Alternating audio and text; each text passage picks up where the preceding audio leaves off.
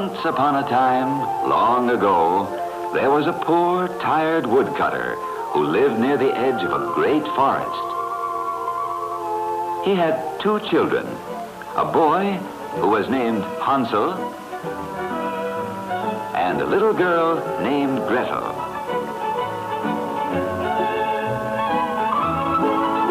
Although there was very little in the house to eat, Hansel and Gretel were happy children, for they were busy each day, keeping their father's house orderly and clean.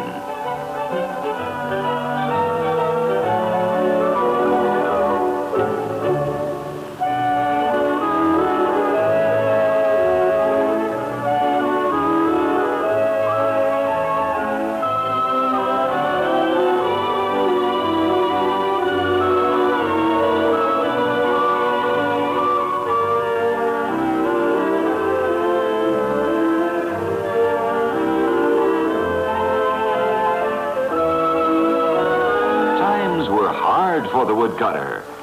Often all the food he could bring home for their supper was a little stale bread and a half pitcher of milk. He was so worried, as it was barely enough to keep his children from starving.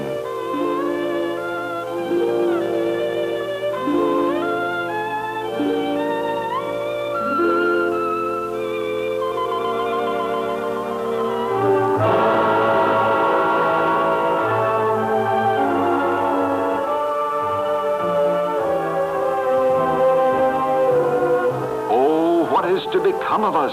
Cried the poor woodcutter. Our last bit of food gone. Hansel knew that Gretel had not intended to break the pitcher nor spill the milk, and tried to comfort her. But he knew too how worried his father was and wanted to help him in some way. With the half loaf of stale bread under his arm, he took Gretel to the front porch, where he wanted to tell her about his plan to get food for their supper.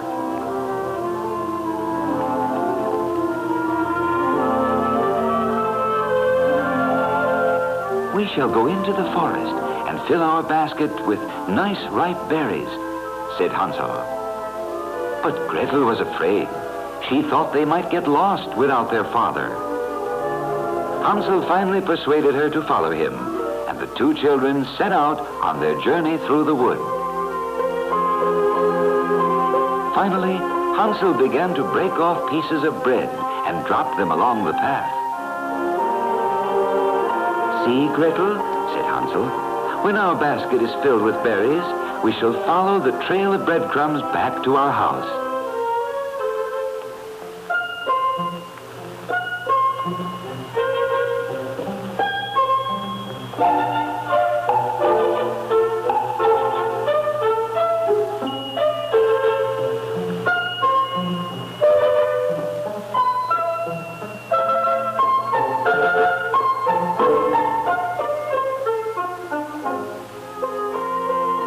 The children walked deeper and deeper into the dense forest, searching for berries.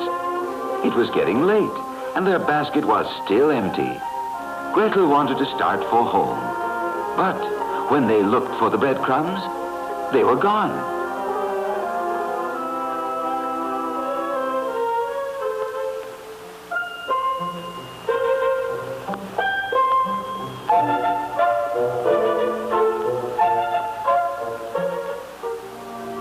Don't be afraid, said Hansel. In the morning, we shall find our way home, somehow.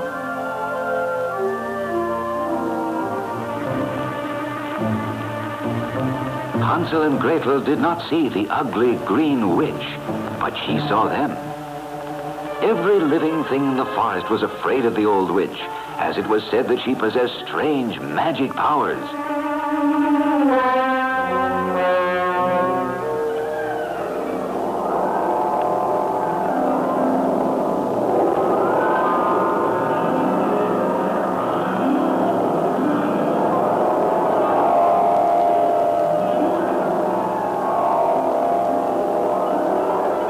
What a beautiful gingerbread house it was for two hungry children to find in the lonesome forest. Hansel thought it strange that they hadn't noticed it before. The roof was made of ginger snaps, the chimney of blocks of taffy candy, and the sides were covered with frosted cookies. They were just about to eat the candy windowsill when they heard a voice say, "Nibble, nibble, little mouse, who is nibbling at my house?"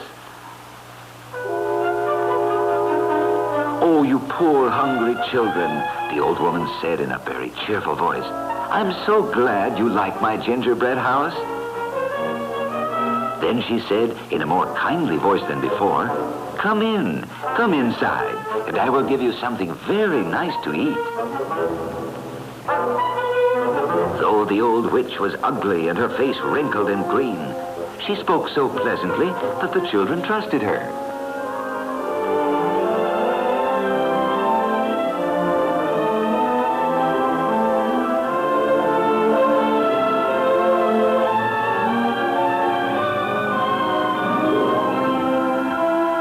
Hansel and Gretel were so very hungry, and there before them was a feast good enough for a king.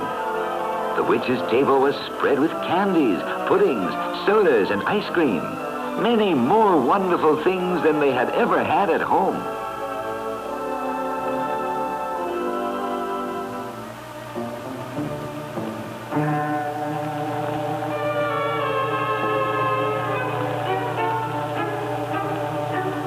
Suddenly, the old witch seized Hansel by the collar and jerked him out of his chair. And before he knew it, he found himself locked in a golden cage.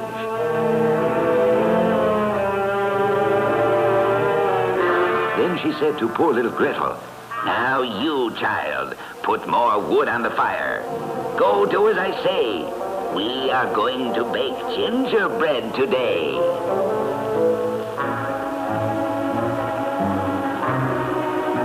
Was very frightened, for she now understood what the old witch was planning to do.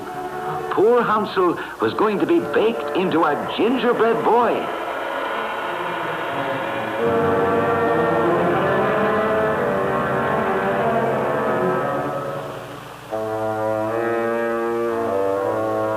"Now, child, test the oven and see if it is hot enough," said the old witch.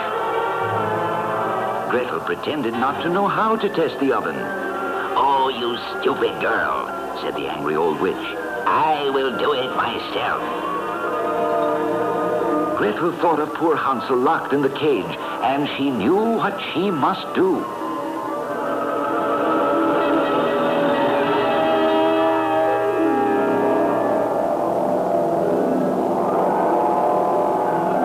When the witch was destroyed, the enchantment of the gingerbread house was broken, and Hansel and Gretel were free.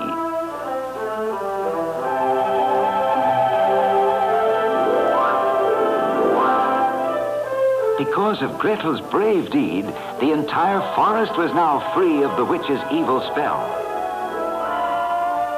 The animals sent a quick-footed white rabbit to tell Hansel and Gretel how happy and how grateful they were, and to show them where the old witch had hidden her treasure chest of gold and silver and precious jewels.